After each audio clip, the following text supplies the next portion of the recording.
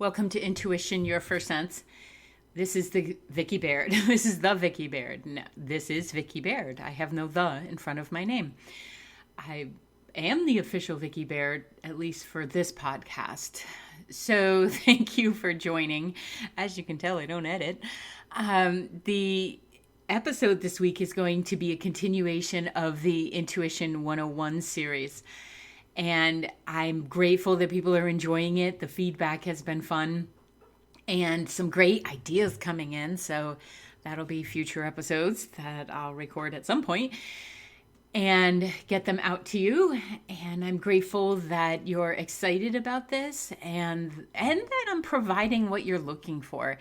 Because honestly, sometimes it's really tough to have a podcast. I don't know if other podcast people have talked about this, and to think about the subject matter or what you want to bring out there, because often we're talking about the field that we've been in for so long, and it's hard to come up with what I consider to be great topics. That's why I take so much from my interactions with my clients. I'm so grateful for that because it is something that I do so naturally now that it's hard to remember or even identify what would be the most exciting for people to learn. So thank you ever so much for your feedback and for sharing the ideas. This episode, we are going to talk about the ways that you can help to protect your energy field. And I'll talk a little bit about what I mean by that, create some healthy boundaries, and to also increase how your own frequency works and to have it be more efficient. So stick around, won't you? Did you know that most people work with me as a coach because they want to move forward in their professional lives? And then they realize once we start working together that it's a whole person approach, and I am going to help them move through their blocks, their fears, some of the trauma they've experienced, and to create a much more aligned life. So many times I hear, this is not what I thought I was signing up for. And that's such wonderful feedback to have, because if you're signing up and working with a coach and everybody does it the same, are you really being seen as an individual? At Vicki Baird Coaching, I do it all as an individual, and I would love to work with you. Go to vickibaird.com to check it out and see if you'd like to work with me. Thank you for sticking around. I appreciate it. So, boundaries. It's a catchphrase. It's a good idea. It's important that we have them. And it's important that we be able to recognize them in others so that we can respect and we can also not tread on them. When I talk about protecting the energy field, it might be slightly different than what if you've read up on energy protection. I really believe that if we are going about protecting our energy field, it's likely to draw into us that which we are thinking we need protection from. And I used to do that. I absolutely used to do that with the intention of keeping out the uck. And then I thought about it and I'm like, that makes no sense. If I know that we are powerful, attracting beings, why would I go about it in a way that says, keep that away from me? I would much rather say, bring that to me, which is supportive and of the light. And it did change. It did. Once I realized that, was a little bit of an aha moment. It did shift how I felt. I didn't feel as burdened by other people's energy. So, for instance, if somebody says, well, I do my white light of protection every morning, I will ask them, what is their belief behind that? What is their intention? How are they looking at protection? Because sometimes we use words and the feeling behind it is extremely neutral, and that would be fine. But if there's anything like, well, I want to keep out the riffraff, I want to do this, I want to do that, then I suggest that we look at in a different context. So I would look at how can you best create an energy field that is so supported, that is so vibrationally clean, that it doesn't attract any of the riffraff in, but because you're seeking to be in a space and you're achieving it, not just wishing for it, a place of peace and contentedness and excitement about life. And that, the way that I go about that is I ask Archangel Michael, because if you're going to ask, go to the top, and I will say, please surround me with white light. On the days where the energy is particularly bouncy or challenging, I will ask for gold light to surround me. And then I say, thank you very much. And the way that I look at this is, the more I am conscious of the fact that, one, I have an energy field, and two, it's my responsibility to make sure that it's solid and cleaned up and radiating, light from within it, the higher my frequency is going to go, and the easier it's going to be to deflect, if you will, the junk that's going to try to get in. And that might be through other people's actions, through social media, through news, through relationships, however it's trying to get in. It's almost like my energy field says, no, need not apply. And I don't even become aware of it. So many times people have said, well, did you see this? Did you see that? And I'm like, no, because it wasn't on my screen. It wasn't on my radar. And that is because my energy field, everything gets to your energy field before it gets to your physical self. So if something's going on with your physical self, it's important to look to the energy field and see if there's an issue there. But it's also important to look at, where is your energy field? So your aura or your field surrounds you, and it's the eternal part of you. It's got a lot of its own bodies within it, the mental body, the emotional body, the etheric body. It's got, think of yourself as this cute little gobstopper. And you have all these frequencies. And this energy field is kind of like a cat's whiskers. The whiskers on a cat, when they're walking around in the dark, will tell them if they're about to bump into something.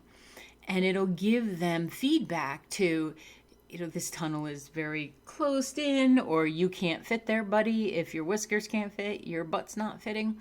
That's a lot like your energy field is. I'm trying not to laugh right now because I have never thought of describing it that way, but that was the picture that was coming to my head of this cat that had a rather rotund behind.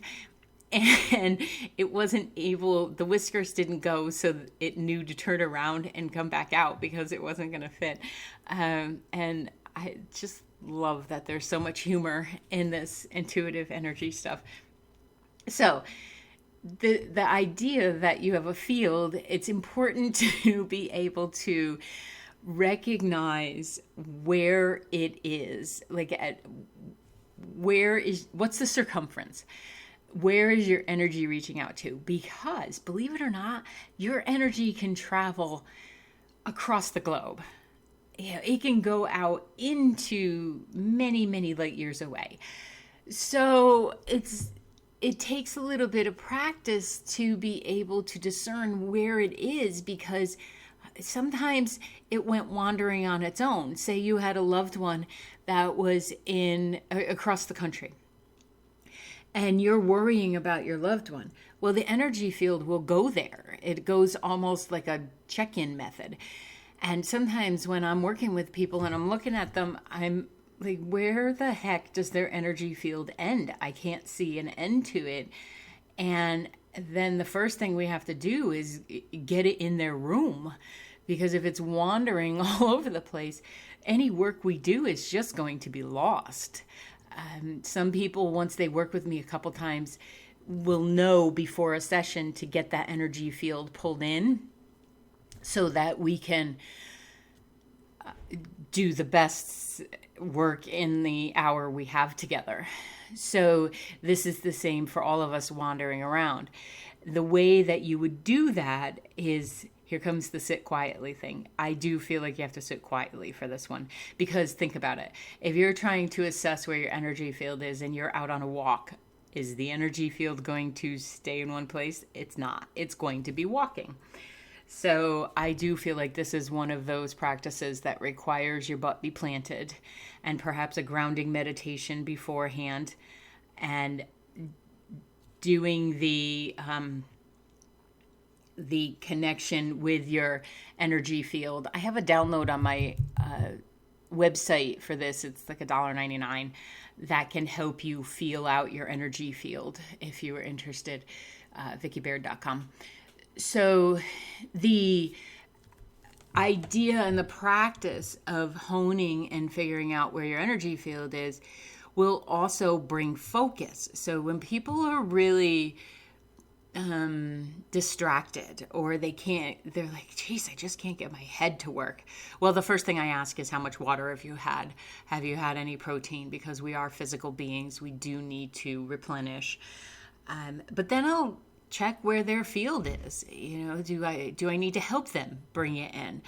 And one of the visions that I use is those space saver bags, the ones you can get for your blankets and the extra pillows and all that kind of stuff. I just did this a couple weeks ago, literally, and cleaned up.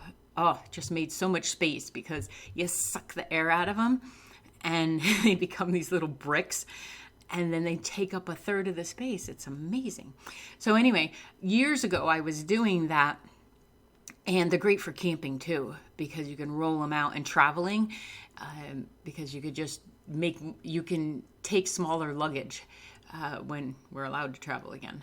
So this process of sucking the air out of the bag is a similar practice that you can use to bring your energy field in, to bring it in close to you.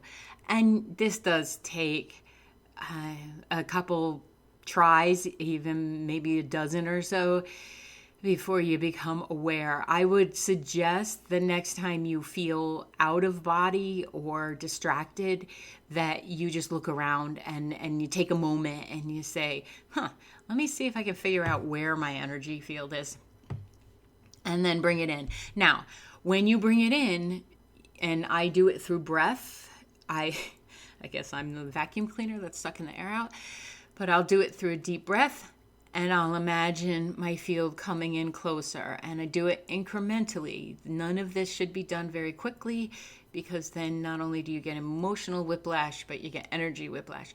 So you bring it in little by little by little, and you want to leave it, once you have a sense of your field, you want to leave it about 8 to 12 inches off of your physical body, because your energy field lets you know when somebody's walking up behind you, or it lets you know that someone's thinking of you. So if it's too close to your body, it's not doing its job of scanning, and that can create its own conflict too. People who are very heady, who are only about facts, I'll look and I'll be like, whoa, there is no space between their physical body and their energy field. So there's literally no room to consider other options except the head process. So it can go either way. So make sure that once you're practicing this, or set the intention that 12 inches off is a good place for it to hang out. And then it will expand and contract. A lot of people, I see them walking around the stores or in any public setting, and think of people walking through your energy field like they're walking through clean laundry that you hung on the line. Well, if they're walking through your energy field, they're walking through and probably leaving some debris behind. And I don't know about you, but yuck. I do not want to have to clear out somebody else's stuff. So this is why having a practice of intending and asking for the white light first thing in the morning is helpful, because then you can kind of set it and forget it. And you don't have to constantly be looking, where is it today? How is it today? So that it fortifies. It fortifies your field and can give you a sense of security, because it'll still be looking to see if anything's coming through, but it won't be so far out that half the population is dancing through your energy field. So sometimes, in addition to that white or gold light, especially, this is more if I'm interacting with someone who I find their energy to be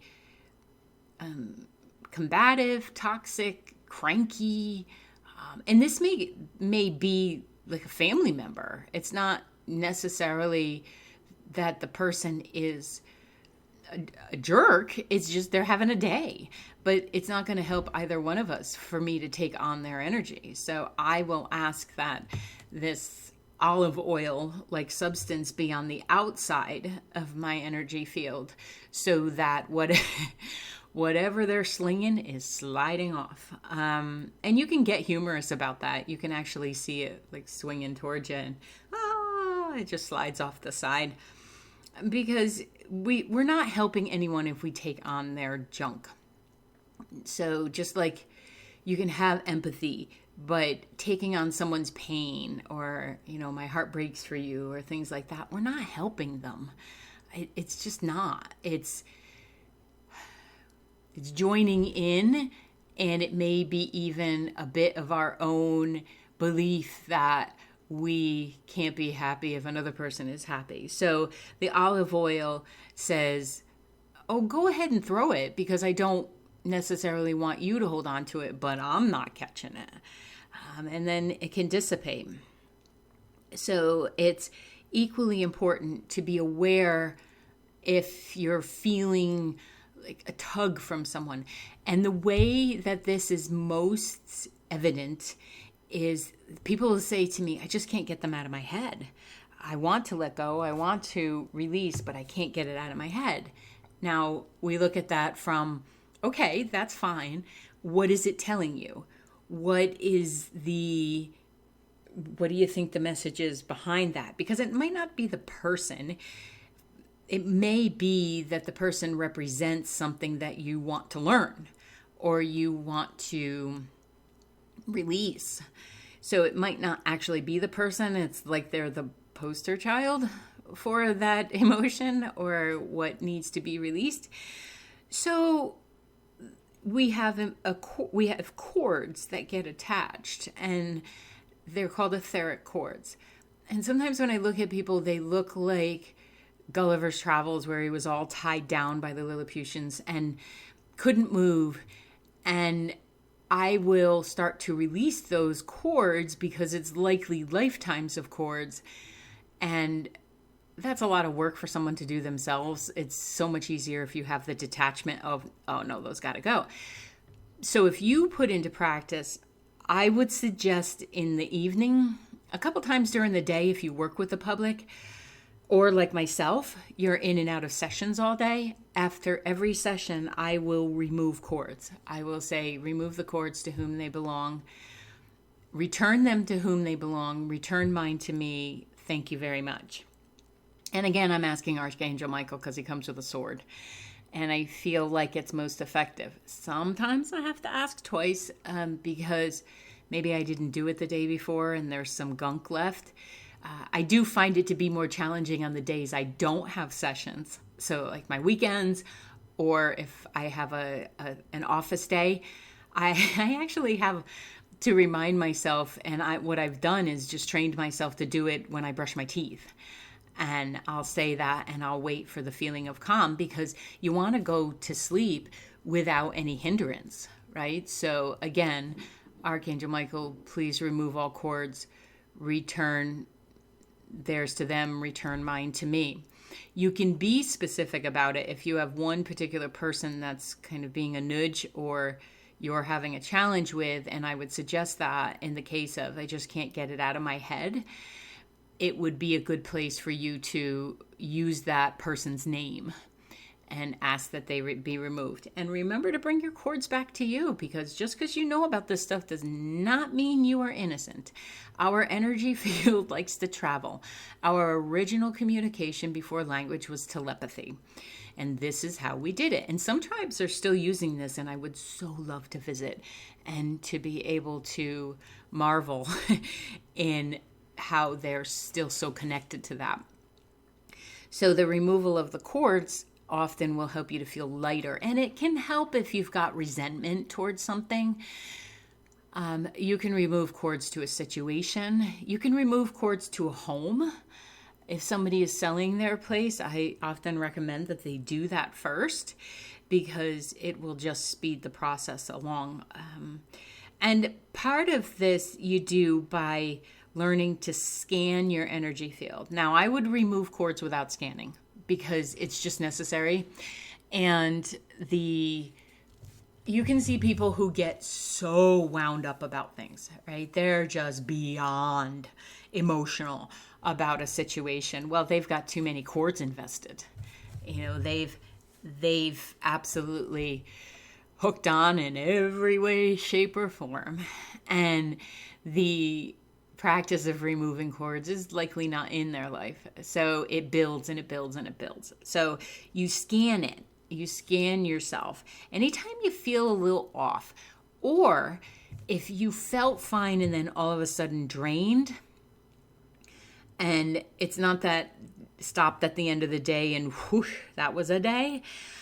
It's more that you're going through your day and you're fine, and all of a sudden you feel like you dipped. Don't reach for the coffee or the caffeinated beverage. Stop for a moment, drink some water, and ask, do I have some cords here? Scan yourself, because when we think of someone, we do send a cord out. And that's why I'm like, we all do it. But most of the cords are, I wonder how Barb's doing today. Or what's Mo up to? That kind of thing, where the cord goes out, but it doesn't attach. And I might get a call from them or a text from them because I sent a cord out but didn't follow through with any kind of communication. I'm intending to shift that, because I rely too much on the intuitive connection and not enough on the practical conscious connection. Sorry about the squeaky chair today. So the scanning of yourself, and if you feel that emotional, like that somebody just literally pulled your plug, likely somebody tapped into your energy field. Don't go looking for it. Who the hell cares who it is? Just remove it. And this is, like I've talked about before, those who learn about energy and how to throw it, how to send it, can often be the worst offenders of this. They're like, I'll just send you energy. And anyone who knows me well enough knows you better not send energy without checking with me first, because I will smack back your energy like I'm thumping you in the third eye. Because we have to ask permission. You cannot be traipsing around in somebody else's field knowingly, because that would be knowingly doing it, and that's just rude. So if you feel that, detach. Ask for the cords to be removed. All of these things can take 20 seconds. I know it sounds like a lot, but it really can just take 20 seconds or so each time.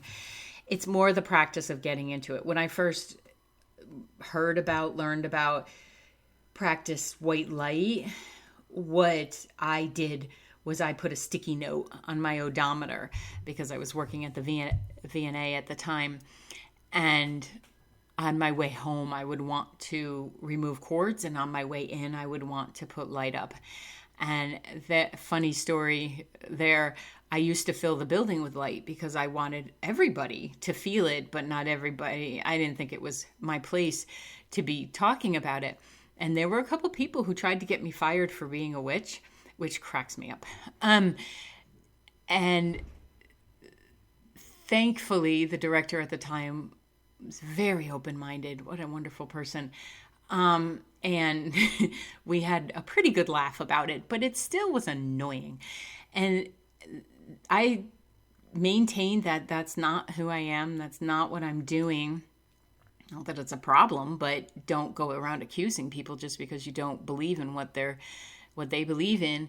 And then after I left, one of those people actually contacted me and said that, okay, I have to admit that it feels very different without you here. What were you doing? And I laughed with her because by then I had moved on to, past my own emotional response. But I laughed with her. I said, shoot, I forgot to leave the light on. So I explained to her how to fill the room with light, the building with light. And I was so grateful because she felt the palpable difference. And I've always maintained that if someone's coming at me with this, and I haven't experienced it much, but the ones who do, it's because they know on some level that they're experiencing similar things and it scares the heebie-jeebies out of them. So I try to have compassion, but they were also messing with my livelihood, so it made me want to thump them in the third eye. I didn't, but it made me want to. So this process is part of all of our experiences, and the learning of it eventually, it just shifts so much and it helps. And I can get into the practice. Like right now, my condo needs to be smudged like you would not believe. And I will be doing that this afternoon because as I look around as I'm recording this, I'm like, man, if I was visiting this place, I wouldn't want this energy hanging out. And I do my work here virtually. So people's pain hangs out, and sometimes I get complacent and I just don't clear it out well. And so that will be on the list today, and that's something that you can do too, is to make sure that you've got some sage or some Palo Santo or bells, and you're clearing your space out, because that's much like removing cords to your body. You want to clear your space out, and then you fill it with the white light. So this process of fortifying your energy field is a lot like giving your body vegetables and the minerals and the vitamins that it needs and water in order to be upright. And so many people ignore that too. So this has to be something that you are willing to be responsible for. We're here. We may as well experience it in the emotional, physical, spiritual, energetic, joyful space, even if it takes a little bit of work to do that. When you're working it on all levels, the balance feels secure. It helps you feel safe. And it literally helps from you absorbing the stuff that's floating around out there. So I like to use black salt in my space. Not that many people are visiting, but when I had an office, I had a dish with black salt, or I had a little baggie of black salt. You want people to walk over it or walk by it. So often I'll suggest that someone put it in a beautiful bowl with some rocks on the top. Let it be decorative. It does track in carpeting, so it makes it a little bit difficult sometimes to sprinkle it, but you can, it works just as effectively in a little baggie or in a bowl. I used to put it under my late husband's car seat because he worked in retail, and I wanted him to clear that energy before he walked into our back door. I'll put a link in the show notes for the black salt from the company I get it from. And you, along those lines, sea salt in your bath or your shower is really important. And I leave a bag. Listen, Epsom salt is fine. You don't have to buy a high-end sea salt. But it's important to have it. The pink Himalayan salt is very nice too, and that's become more readily available. It pulls the toxins out. If you're not a bath person, that's fine. Throw it in the top of your shower. What I do is I'll take a handful of it and I'll rub it on the soles of my feet and let it dissolve. And I get a little acupressure session at the same time.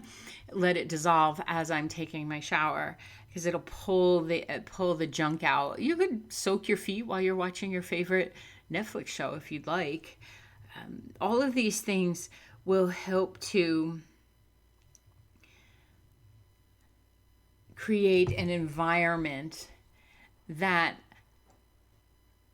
it will feel more inviting to expand and develop your intuition. Because if your energy field has a bunch of holes in it, it might feel